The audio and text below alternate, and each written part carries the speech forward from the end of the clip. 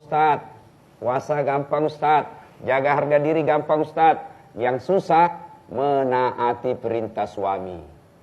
Ini temanya kita ini hari ini kan, suamimu bukan Hello Kitty. Asik. Maksudnya apa? Mantap Ustadz, mantap Ustadz. Kan begini, adik-adik sekalian, suatu kali Rasulullah SAW didatangi ibu-ibu. Ibu-ibu ini kalau bahasa anak gaulnya sekarang demonstrasi, unjuk rasa. Lalu majulah satu di antara mereka menyampaikan aspirasi. Ya Rasulullah, katanya Islam ini adil. Katanya Islam tidak membeda-bedakan antara laki dengan perempuan. Rasul lalu menjelaskan, ya memang begitu. Tapi kayaknya setelah kami pikir-pikir, lebih banyak pahala perempuan daripada laki-laki. Lebih banyak pahala laki daripada perempuan. Kata Nabi, kok kamu ngomong gitu? Contohnya ya Rasul, laki dianjurkan ke masjid berjamaah. Kami tinggal ngurus anak di rumah. Laki dianjurkan perang medan jihad. Kami tinggal ngurus dapur. Lalu Rasulullah tersenyum dan menyatakan, betul ibu-ibu, tapi mau enggak saya tunjukkan sebuah amalan, apabila Anda lakukan, Anda dirindukan oleh sorga. Adik-adik ditanya, mau enggak dirindukan sorga? Mau. Jangankan sorga, dirindukan pacar saja sudah senang. Ya. Nah, kata Nabi, mau enggak dirindukan sorga?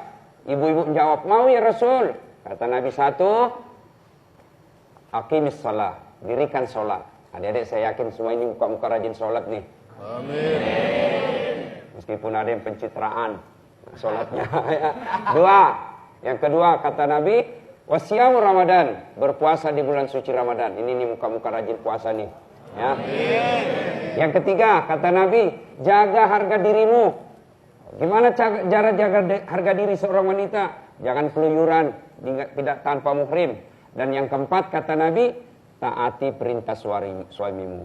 Apabila kau sholat, kau berpuasa Ramadan, kau jaga harga dirimu, kau taat kepada suamimu, kata Nabi 7 pintu surga, silahkan kau pilih. Tadkhulul jannati bisalam. Mau pintu mana saja terserah. Masya Allah ya. Kata ibu-ibu, sholat gampang Ustadz, puasa gampang Ustadz, jaga harga diri gampang Ustadz. Yang susah menaati perintah suami. Ini temanya kita ini hari ini kan, suamimu bukan Hello Kitty. Asik. Maksudnya apa? Mantap Ustadz, mantap Ustadz. Kan begini, banyak orang di luar, di kantornya, Masya Allah, singa. Semua orang takut sama dia. Di kantor dia perkasa, sampai di rumahnya Hello Kitty. Artinya apa? Takut sama istrinya. Ada juga kan istri seperti itu. Suaminya dijadikan tahanan kota. Wajib lapor 24 jam. Baru 1 jam pergi suaminya menelpon. Pak, kau di mana? Saya di kantor. Kau di mana? Di kantor. Tolong video call. Ini kan dijadikan suaminya tahanan kota. Nauzubillah min dzalik. Jangan sampai seperti itu. Ada yang pernah tanya sama saya, Ustadz, kenapa suamiku tidak betah di rumah? Dia takut dia tersinggung, akhirnya saya cerita. Nah, ada orang suami istri, istrinya suka ngomel. Akhirnya suaminya berpikir, gimana nih caranya supaya saya tidak dengar istri saya ngomel. Dibawalah istrinya ke toko perhiasan. Selesai dibelikan perhiasan, senang ini istrinya. Suaminya mikir, di mana nih saya bawa istri saya supaya dia tidak ngomel. Oh, dia ingat, di kompleknya ada sumur tua, usianya 400 tahun, dalamnya 17 meter. Dibawalah istrinya ke tepian sumur. Dilihat, Bu, ada enggak airnya? Ada Pak, cuma dangkal. Kau lihat baik-baik, dangkal paling sampai di lutut. Begitu dekat sumur, dia dorong istrinya masuk. Tak, jatuh. Ngomel kau di situ. Ndak aku dengar juga. Tiba-tiba, sejam kemudian, dari dalam sumur muncul makhluk tinggi, besar, hitam. Cuk! Kaget suaminya. Siapa kamu? Dia bilang, sayalah jin penunggu sumur ini. Saya sudah 400 tahun dalam sumur ini. Ada perempuan ngomel aja kerjanya di dalam.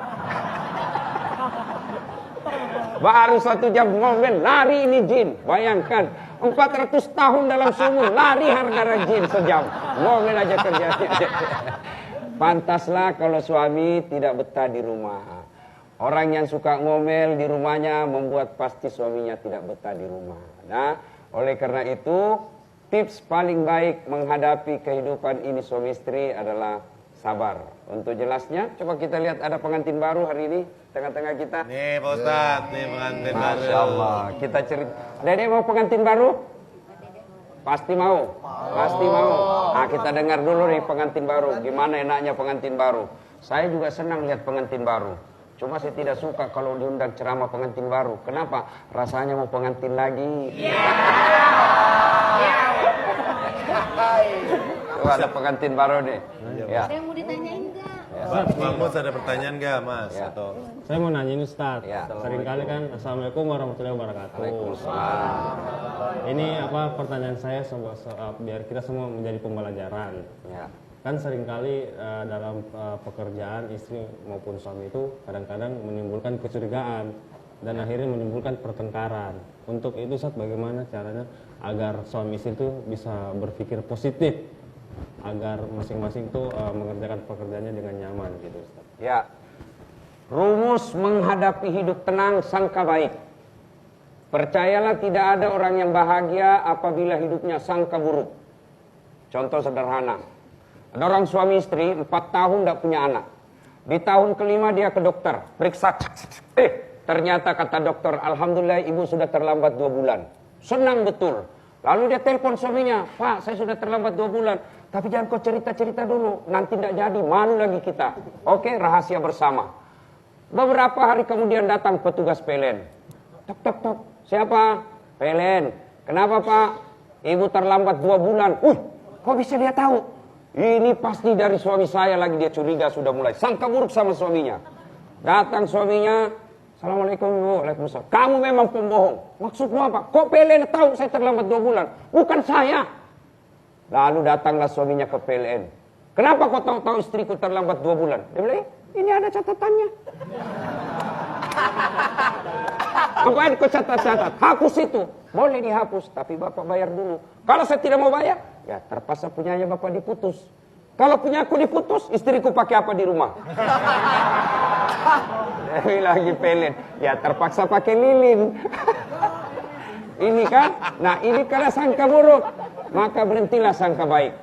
Sangka buruk. Adik-adik sekalian, sangka baiklah. Bersangka baik, insya Allah hati tenang. Apapun yang terjadi dalam rumah tangga, sangka baik.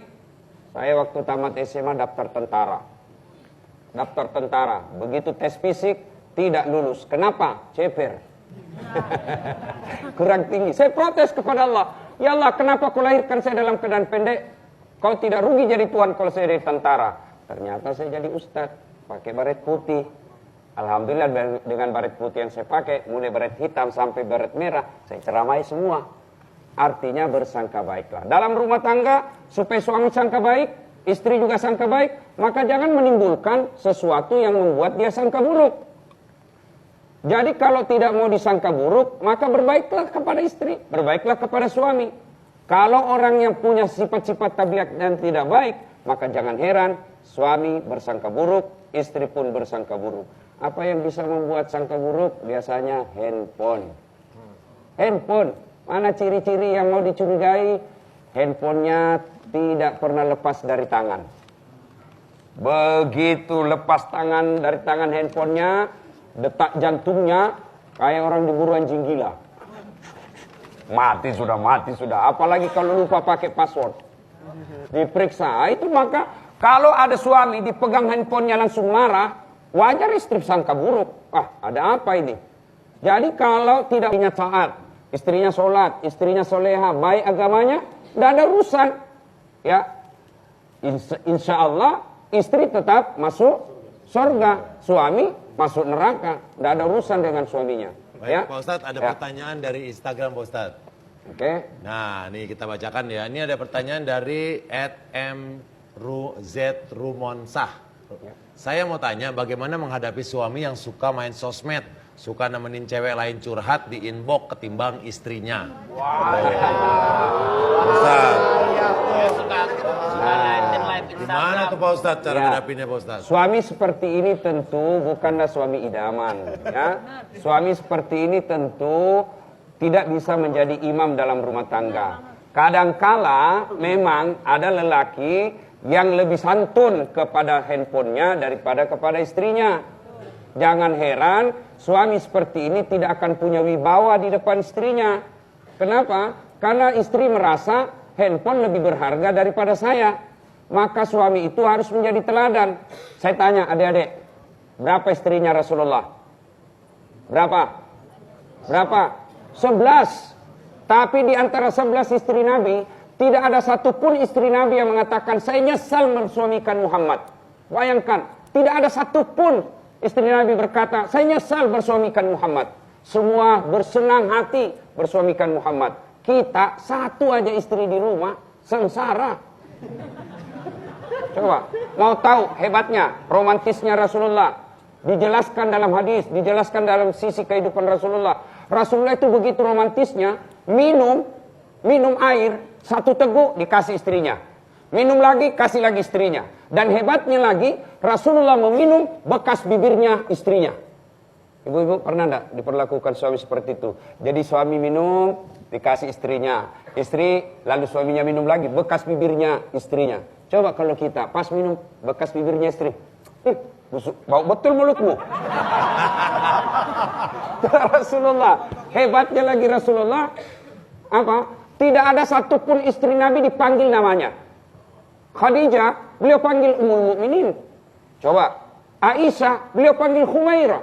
Apa itu Humairah? Yang kemerah-merahan pipinya, karena memang Siti Aisyah merah pipinya. Coba, jadi bapak ini pengantin baru, mulai sekarang jangan pernah memanggil nama istri, panggillah dengan panggilan kasih sayang. Misalnya istri kita, wahai istriku yang termancung hidungnya di lorong 3. Ustaz, hidungnya tidak mancung Ustaz. Jangan lihat giginya, justru giginya yang mancung Ustaz. Sudah, lihat lehernya, jangan terlalu jujur. Mentang-mentang istrinya hitam. Tam. Kata suaminya, apa PC? Itu tidak benar, tidak disenangi dalam Islam. Panggillah panggilan kasih sayang. Ya. Ini ada pertanyaan yang kedua nih dari Instagram dari @bunbunal. Jika dalam urusan rumah tangga suami lebih sering memilih pendapat dari orang tuanya dibanding pendapat istrinya, bagaimana caranya agar kita bisa legowo menerimanya? Ya, ikhlas. Ini pertanyaan yang sering ditanya sama saya, Ustaz. Suamiku lebih milih mamanya daripada istrinya. Ya, bahkan ada yang marah. Ibumu terus, kawin sana sama ibumu. Beleng-beleng. Sorry, saya kira di Makassar. Beleng-beleng itu kalau di Makassar, dungu. Ya, tahu dungu? Dongo. Tahu? Tahu dongo? Tahu dongo? Makan es ditiup. Itu dungu. Nah, pertanyaan yang tidak bisa dijawab, Ustadz pilih mana? Pak, pilih, kau pilih istrimu atau saya? Kau pilih istrimu atau ibumu? Ini pertanyaan tidak bisa dijawab. Mana bisa antara ibu dengan istri? Sama-sama penting. Maka rumusnya adalah ikhlas sambil berdoa. Misalkan ada suami setelah punya suami, ya sudah punya istri, masih sayang sama ibunya. Gajinya kadangkala ditransfer ke istrinya. Kemudian suaminya masih selalu nelpon ke orang tuanya. Ada waktu libur datang ke orang tuanya. Akhirnya istri merasa loh lebih sayang ini daripada saya istrinya. Maka ikhlas sambil berdoa. Ya Allah, saya tahu ini berat. Ya Allah, saya tahu ini susah buat saya. Tapi berikan saya ketabahan. Berikan saya keikhlasan. Tanpa bantuan dan pertolonganmu tidak mampu melewati ini. Lalu berdoa. Ya Allah, mudah-mudahan anakku kelak seperti sifat suamiku. Meskipun sudah punya istri, tetap sayang kepada ibunya. InsyaAllah seperti ini ya. Nah, Bapak saudara-saudara sekalian, dalam rumah tangga adalah membentuk masyarakat yang baik. Apabila rumah tangga bahagia, InsyaAllah membentuk rukun tetangga yang baik. Rukun tetangga yang baik akan menjadikan kampung yang baik. Kampung yang baik akan melahirkan kabupaten yang baik. Kabupaten yang baik akan melahirkan satu negara yang baik. Berarti kalau Indonesia mau rukun, maka berawal dari rumah tangga yang baik. Tangga yang baik akan mendatangkan kebahagiaan. Dan kebahagiaan itulah kunci dan semua yang kita akan cari. Adik-adik, supaya dapat istri yang baik, suami yang baik. Nah, tentu pertanyaannya bagaimana cara memilih jodoh yang tepat. Mau? Nah, besok mudah-mudahan kita bahas tema tentang tips sukses mencari jodoh. Insya Allah ya. Mari kita berdoa. Kita awali dengan bersama-sama mengirimkan suratul Fatihah kepada Rasulullah Muhammad SAW. Khasiat dan keutamaan.